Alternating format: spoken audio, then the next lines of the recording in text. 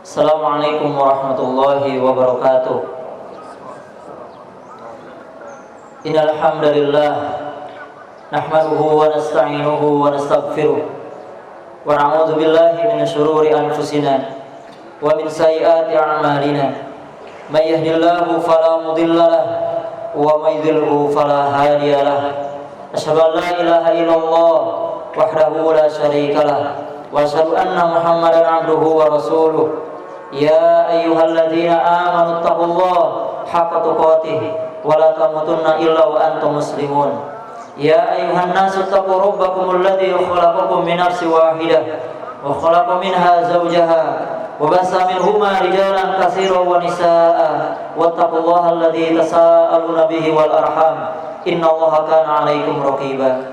Ya ayyuhalladzina amanu taqullaha wa qulu qawlan sadida yuslih lakum a'malakum wa yaghfir lakum dzunubakum wa may yuti'illah wa rasulahu faqad faza fawzan 'azima. Amma ba'd.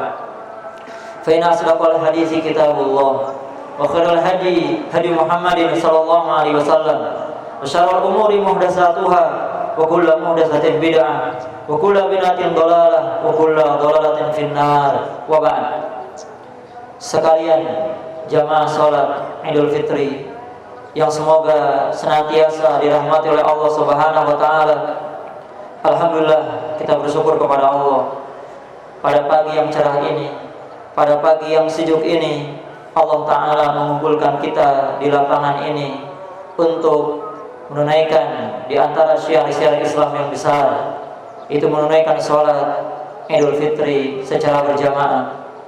Dan pada kesempatan yang mulia ini, khatib ingin menyampaikan sebuah tema, yaitu dengan tema berusaha menjadi orang yang mulia setelah bulan Ramadan. Jamaah yang Allah muliakan, sesungguhnya pada bulan Ramadan terdapat banyak kemuliaan, terdapat ketinggian dan kehormatan. Karena sebab-sebab untuk adanya kemuliaan ada pada bulan Ramadan. Di antaranya orang yang berpuasa, niat mereka agar menjadi orang yang bertakwa, itu kemuliaan. Mereka menunaikan sholat dan puasanya untuk mengharapkan ampunan dosa-dosa di masa lampau, itu kemuliaan. Mengharapkan ampunan, pembebasan dari api neraka, mengharapkan surga, itu semua adalah sebab-sebab kemuliaan, dan itu ada pada bulan Ramadan. Lalu apakah kita mampu mengejar kemuliaan ini setelah bulan Ramadan, di mana sebagian sebab-sebab itu ditiadakan? Maka kita harus mengejar kemuliaan ini pada bulan Syawal dan bulan-bulan berikutnya sampai Ramadan berikutnya. Karena orang yang mulia, orang yang memiliki ketinggian, kehormatan, dia ingin dengan sesuatu yang tinggi dan mulia, tidak ingin dengan sesuatu yang rendah. Al-Imam Ibnu Qayyim rahimahullah mengatakan dalam kitabnya Al-Fawaid, jiwa yang mulia, yang terhormat, tidak akan ridho dengan sesuatu kecuali dengan hasil yang paling tinggi, yang paling utama dan paling terpuji. Dan jiwa yang hina atau rendah di sekitarnya hanya akan dikelilingi dengan berbagai kerendahan, dan dia akan jatuh di atasnya sebagaimana jatuhnya lalat di atas kotoran. Maka jiwa yang mulia dan tinggi tidak akan ridho dengan kezaliman, dengan dosa-dosa, dengan kekejian, dengan pencurian, dengan pengkhianatan, karena yang ada pada mereka lebih mulia daripada itu. Adapun jiwa yang rendah, yang hina, maka kebalikan dari itu semua. Jamaah yang Allah muliakan, ketika ditanya mengapa kita sebagai orang beriman harus memiliki kemuliaan, kehormatan dengan beribadah kepada Allah dan menjauhi dosa-dosa, kita harus mulia. Jawabannya, karena kemuliaan itu bagi orang beriman itu tujuan untuk mereka adalah untuk mendapatkan petunjuk, untuk mendapatkan petunjuk di dunia kepada kebenaran, dan agar mereka tidak tersesat, dan di akhirat untuk mendapatkan petunjuk masuk surga dan jangan ke neraka. Karena tidak ada orang ke surga kecuali dengan kemuliaan, dan tidak ada orang ke neraka kecuali dengan kerendahan. kemuliaan ibadah dan ketaatan, dan kerendahan maksiat dan dosa. Maka dari itu Allah Ta'ala memuji orang-orang yang memuliakan jiwanya, dirinya, dan Allah pun mencela orang-orang yang menghinakan dirinya dan jiwanya. Allah Ta'ala berfirman di surat Asy-Syams ayat 9 dan 10, qad aflaha man zakkaha wa qad khaba man dassaha. Sesungguhnya beruntunglah orang-orang yang mensucikan jiwa itu, dan sesungguhnya merugilah orang yang mengotorinya. Kata Imam Ibnu Qayyim ketika menafsirkan ayat ini, maksudnya beruntunglah orang yang mengagungkannya, memperbanyaknya, menumbuhkannya dengan ketaatan kepada Allah, dan merugilah orang yang meremehkannya dan menghinakannya dengan kemaksiatan kepada Allah. Lalu setelah Ramadan ini, perkara apa saja yang bisa kita lakukan dan bisa kita jauhi agar menjadi orang mulia, agar menjadi orang yang mulia dan tidak tercela, yang dengan sebab kemuliaan itu kita akan dapat petunjuk dari Allah Ta'ala. Maka itu sebagaimana dikatakan oleh seorang tabi'in yang bernama Syaqiq bin Ibrahim yang wafat tahun 194 Hijriah. Beliau pernah mengatakan begini, ughliqu babu at-taufiq anil khalqi an sittati asya'in. Ditutup pintu hidayah atas para makhluk disebabkan 6 perkara. Pertama, istigholihim bin nikmati an syukriha. Sibuk mencari nikmat tapi lalai dari mensyukurinya. Yang kedua, waragbatihim fil ilmi wa tarkihimul amal. Cinta untuk mendapatkan ilmu, akan tetapi mereka meninggalkan pengamalannya. Yang ketiga, wal musaru'ati ila dzanbi wa ta'khirit taubah. Bersegera melakukan dosa, akan tetapi mengakhirkan tobat darinya. Dan yang keempat, waliktirari bisuhbati sholihin. Tertipu dengan berteman dengan orang soleh, watarkil tidai bifi'alihim, dan meninggalkan mencontoh perbuatan mereka.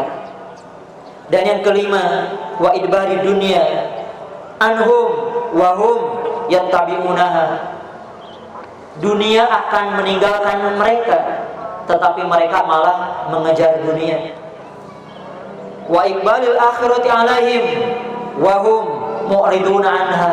Dan yang keenam, akhirat akan datang menjemput mereka, tetapi mereka malah berpaling dari akhirat tersebut. Jamaah yang Allah muliakan, 6 perkara ini kalau diteliti sesuai dengan dalil Quran dan sunnah Nabi SAW yang sahih. Yang pertama, sibuk mendapatkan nikmat akan tetapi lalai dari mensyukurinya. Sibuk cari harta, sibuk mencari istri, sibuk mendapatkan anak, sibuk mendapatkan usaha, sibuk mendapatkan pekerjaan, sibuk dengan nikmat. Banyak orang hari ini, tetapi dia lupa, lalai dari mensyukurinya. Apakah setelah dia punya istri semakin rajin ibadahnya? Apakah dia setelah punya anak, anaknya diurus, dirawat, dan dididik dengan pendidikan yang islami? Atau dicuekin? Apakah setelah punya harta, hartanya ditunaikan dalam kebaikan? Apakah setelah punya jabatan, jabatan digunakan dalam menolong orang banyak yang kesulitan? Maka lihatlah, ya dari sini menunjukkan bahwa orang yang mulia tandanya dia bersyukur dengan nikmat. Dan orang yang tercela, yang hina, dia kufur kepada nikmat Allah. Lalu ketika ditanya, seperti apa caranya kita bersyukur dengan benar-benar agar jadi orang bersyukur? Maka itu sebagaimana perkataan Imam Ibnu Rajab rahimahullah, beliau mengatakan, wa haqiqatu syukri al-i'tirafu bil ajzi anis syukri. Hakikat syukur, sebenar-benar syukur adalah engkau menyadari bahwa kita ini lemah dalam mensyukurinya. Maksudnya segimanapun kita telah mensyukuri nikmat Allah, telah banyak beribadah, telah banyak berinfak, sebenarnya kini masih kurang. Kita ini masih kurang karena nikmat Allah belum banyak kita syukuri. Dan nikmat Allah masih terus berdatangan kepada kita, tapi kita belum banyak mensyukurinya. Berarti hakikat dari syukur, kita merasa diri kita ini apa? Belum banyak bersyukur. Maka dengan itulah dia akan terus bersyukur. Jamaah yang Allah muliakan, maka dari itulah ketika kita keluar dari Ramadan, apa yang kita lakukan? Terus ibadah, jangan berhenti. Karena kata ulama, bisa jadi orang yang ibadah setelah Ramadan menunjukkan ibadahnya Ramadannya akan sempurna dengan ibadah berikutnya. Sebagaimana sholat 5 waktu akan sempurna dengan sholat-sholat sunnah sebelum dan setelahnya. Dan bisa juga, kata ulama, bisa jadi juga orang yang beribadah setelah Ramadan melanjutkan ibadah biasanya, maka dia menunjukkan ibadahnya diterima. Karena kata para ulama, tanda orang ibadahnya diterima oleh Allah, selesai ibadah, dia ibadah ulang, dia lanjut ibadah. Sebagaimana kata mereka, pahala kebaikan adalah kebaikan setelahnya. Maka barang siapa yang mengamalkan kebaikan kemudian diikuti dengan amal kejelekan, maka itu adalah tanda bahwa kebaikannya ditolak atau tidak diterima. Puasa Ramadan, kata Nabi SAW hadis riwayat Imam Muslim, man shoma Ramadana summa atba'ahu sittan min Syawal kana kasiyamid dahri. Barang siapa yang berpuasa Ramadan kemudian diikuti 6 hari di bulan Syawal, maka dia seperti puasa sepanjang tahun. Bagaimana itu terjadi? Dalam hadis dari Imam Ahmad dan hadis sahih, Nabi SAW bersabda, siyamu Ramadana bi asyrati ashhurin. Puasa Ramadan nilainya sama dengan 10 bulan. Wa siyamu sitati ayamin bi syahraini. Dan puasa 6 hari di bulan Syawal sama dengan 2 bulan. Fadzalika siyamu sanatin. Maka dengan itulah dia mendapatkan pahala puasa sepanjang tahun. Ini bagi orang yang mampu. Bahkan Nabi SAW begitu mendapatkan nikmat pengampunan dosa yang telah lalu dan yang akan datang, Nabi sholat malam sampai kedua kakinya bengkak. Maka Aisyah radhiyallahu anha, istrinya, mengatakan, mengapa engkau sampai sholat sedemikian rupa? Padahal engkau dosanya telah yang lalu akan diampuni dan yang akan datang akan diampuni. Bagaimana engkau terus sholat? Lalu Nabi SAW bersabda, afala uhibbu an akuna abdan syakura. Salahkah aku jika aku mencintai menjadi seorang hamba yang bersyukur? Makanya para ulama salaf, ulama terdahulu, apabila mereka bisa sholat malam di satu malam, paginya mereka sedekah sebagai tanda syukur atas bisa ibadah di malam hari, paginya sedekah. Maka kiaskanlah kepada ibadah yang lain dari kita, karena ibadah ini sebagai bentuk syukur kepada Allah Ta'ala. Sibuk mencari nikmat boleh, tapi tunaikan ya syukurnya. Kemudian yang kedua, cinta memperoleh ilmu akan tetapi tidak mengamalkannya. Kita harus ingat jamaah sekalian bahwa surga diwariskan hanya kepada orang-orang yang beramal, bukan hanya berilmu. Yang kita mengetahui ilmu wajib beramal. Makanya Allah berfirman di surat Az-Zukhruf ayat 72, wa tilkal jannatul lati uristumuha bima kuntum ta'malun. Itulah surga yang diwariskan kepadamu dengan sebab amal-amalmu di dunia terdahulu.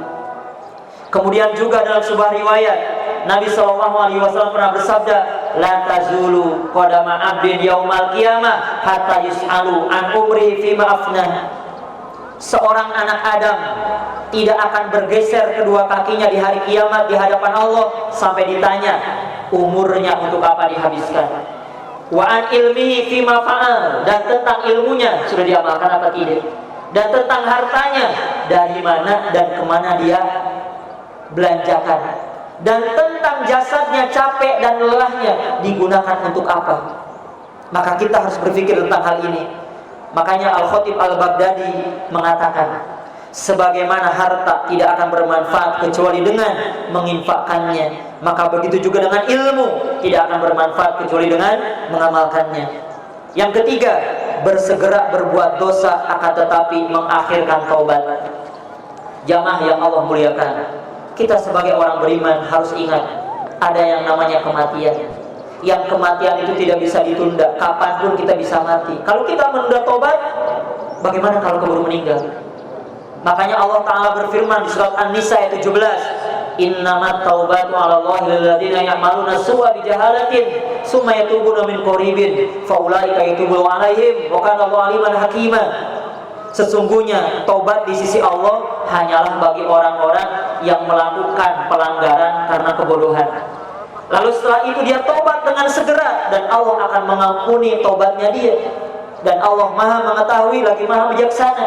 Kata ulama, orang bodoh melakukan amal kejelekan maksudnya apa? Orang yang berani melakukan dosa-dosa, dan dia tetap tahu bahwa dosa itu adalah haram. Bukan berarti dia tidak tahu. Maksud bodoh di sini orang yang berani melakukan pelanggaran dan dia tahu itu adalah hukumnya haram. Tetapi setelah itu dia tobat, tetap akan Allah ampuni. Karena setiap orang yang melakukan amal soleh itu dikatakan berilmu, dan setiap orang yang dia melakukan amal maksiat maka dikatakan orang bodoh. Maka orang setiap dia melakukan maksiat dianggap bodoh walaupun dia tahu itu dosa. Maka jamaah sekalian, ya, Rasulullah SAW juga bersabda, Innallaha yaqbalu taubatal abdi ma lam yughargir. Sesungguhnya Allah akan menerima tobat seorang hamba selama nyawa belum nyampe di tenggorokan, selama nyawa belum naik ke atas ke ubun-ubun. Maka tobat. Jangan ditipu oleh setan. Karena kata para ulama, setan itu menipu kita. Nanti kamu bisa tobat. Nanti akhir hidup kamu akan tobat. Nanti kamu bisa istiqomah. Bagaimana kalau kamu belum meninggal? Atau bagaimana kalau tidak diterima tobatnya? Maka tobat. Di bulan Ramadan kita telah mendapatkan ampunan insya Allah. Bulan Syawal dan seterusnya, apa kita mau kembali berbuat maksiat? Kata ulama, laksana orang kelaparan, tidak ada makanan, yang dia makan adalah makanan beracun. Dia menyangka setelah makan beracun, lalu dia minum obat, penyakitnya akan sembuh. Padahal tidak. Maka laksana orang yang dia menunda-nunda tobat dan terus menumpuk-numpuk dosa, maka jangan. Maka Allah Ta'ala pun mengatakan dalam surat An-Nisa ayat 18, walaysati taubatu lilladzina ya'maluna sayyi'at. Dan tobat itu bukan bagi orang yang mengamalkan dosa. Hatta idza hadara ahadahumul maut qala ini tubdul an. Baru ketika datang kematian dia baru bilang apa? Saya tobat sekarang. Ya, saya baru tobat sekarang. Walal ladzina yamutuna wa hum kuffar. Dan juga tidak akan diterima tobat dari orang yang kafir, dia baru tobat ketika pas meninggal.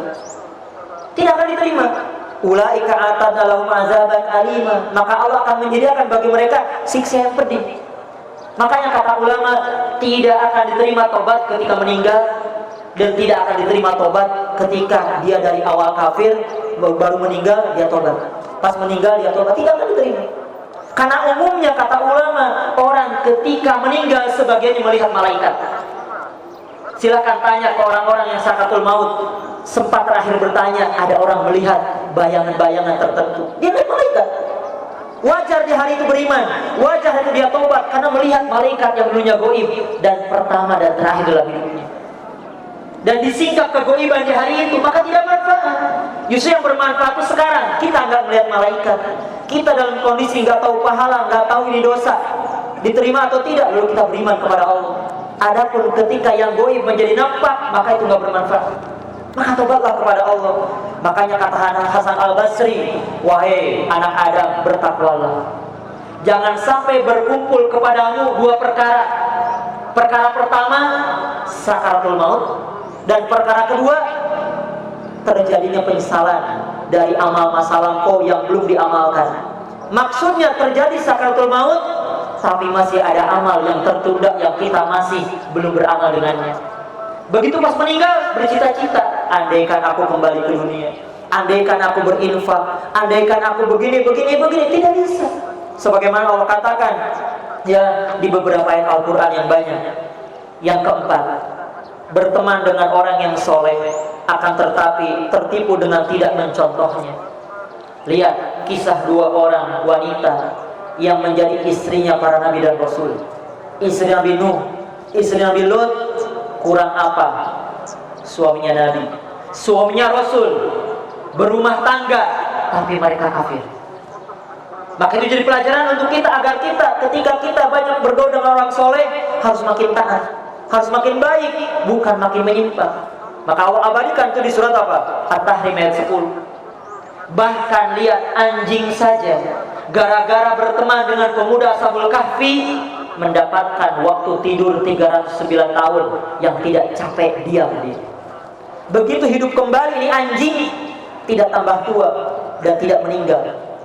Makanya Allah abadikan di surat Al-Kahfi ayat 18, wa kalbuhum basitun dira'aihi bil wasid. Sedangkan anjing mereka menjulurkan kedua tangannya di mulut gua menjaga para pemuda apa? Tidur di dalam gua 309 tahun. Dan anjing juga ikut tidur. Kata Imam Ibnu Katsir, itulah keutamaan berteman dengan orang soleh. Ikuti, bukan dibangga-banggakan. Makanya Rasulullah SAW mencela orang yang belajar agama untuk berbangga-bangga. Rasulullah SAW bersabda dalam sebuah riwayat yang sahih, la ta'allamul ilma litubahu bil ulama. Janganlah sekali-kali kalian mempelajari ilmu untuk berbangga-bangga depan ulama. Walitumaru bihi sufaha, untuk membantah orang-orang bodoh. Wala takhayyaru bihil majalis, janganlah kita mencari majelis ilmu hanya untuk dikenal banyak orang. Faman fa'ala dzalik, barang siapa yang melakukan demikian itu, fannar annar, maka neraka baginya. Dan yang kelima dan keenam yang terakhir, dunia akan berlalu meninggalkan mereka, tetapi mereka malah berlomba-lomba mengajar dunia. Dan yang keenam, akhirat akan datang menghampiri mereka, tapi mereka malah apa? Lari dari akhirat. Maka ini sesuai dengan firman Allah Ta'ala di surat Al-Imran ayat 185, faman zuhziha 'anil nar wa udkhilal jannah faqad faz wa mal hayatud dunya illa mata'ul ghurur.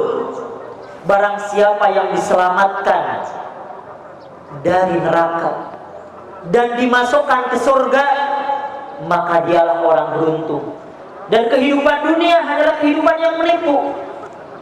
Maka kita jangan terpedaya, cari akhirat. Kemudian apa? Sampai Allah Ta'ala pun berfirman di surat Al-Hijr ayat 3, zarhum, biarkan orang kafir itu bersenang-senang di dunia. Yakulu, mereka biarkan makan. Wa yattamatta'u, biarkan mereka bersenang-senang. Wa yulhihimul amal, dan berangan-angan dengan cita-cita yang kosong. Fasaufa ya'lamun, kelak mereka akan mengetahui akibat perbuatan mereka itu. Sampai Ali bin Abi Thalib radhiyallahu anhu berkata, dan diabadikan perkataannya oleh Imam Bukhari dalam kitabnya Sahih Bukhari dalam kitab Riqaq atau Raqaiq.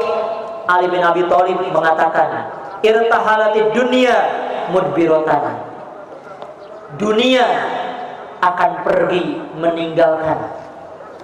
Wartahalatil akhirah muqbilatan, sedangkan akhirat akan datang menghampiri. Walikulli wahidatin minhuma banun, dan setiap dari keduanya memiliki anak-anak. Fakunu min abna'il akhirah, jadilah kalian anak-anak akhirat. Wala takunu min abna'i dunya, dan jangan sekali-kali menjadi anak-anak dunia. Fa innal yaum, pada hari ini selama kita hidup, amalun, ada amal, silakan beramal. Wala hisabun, dan belum ada hisab. Wa godan, dan nanti di hari kiamat hisabun, yang ada hisab, penghitungan amal. Wala amalun, dan tidak ada amal. Maka camkanlah nasihat dari Ali bin Abi Thalib ini. Maka kewajiban kita apa? Terakhir dari khatib mengingatkan, mewasiatkan, mari bersungguh-sungguh. Mari kita semangat untuk mengisi waktu-waktu kita dari waktu yang sisa kita, umur hidup kita, di waktu kita yang ada setelah Ramadan ini, ibadah kepada Allah terus sampai bertemu Ramadan berikutnya, sampai Allah wafatkan. Semoga, kata ulama, ketika orang itu dia istiqomah ibadah dan menjauhi larangan, istiqomah menunaikan kebenaran seperti di nasihat 6 poin ini, dia dikategorikan orang yang mujahid, yang jihad jalan Allah. Sebagaimana dalam sebuah ayat di surat Al-Ankabut ayat 69, walladzina jahadu fina lanahdiyanahum subulana, dan orang-orang yang berjihad, yang bersungguh-sungguh pada jalan kami untuk mencari kebenaran dari kami, lanahdiyanahum subulana, niscaya kami akan berikan kepada dia jalan-jalannya, petunjuk-petunjuknya. Wa innallaha lama'al muhsinin, dan sesungguhnya Allah akan bersama orang-orang yang berbuat baik. Semoga Allah menerima amal-amal kita. semua setelah Ramadan ini. Semoga Allah mengampuni dosa-dosa kita setelah Ramadan ini. Semoga Allah membebaskan kita dari api neraka, dan semoga Allah masukkan kita ke surganya kelak di yaumul qiyamah.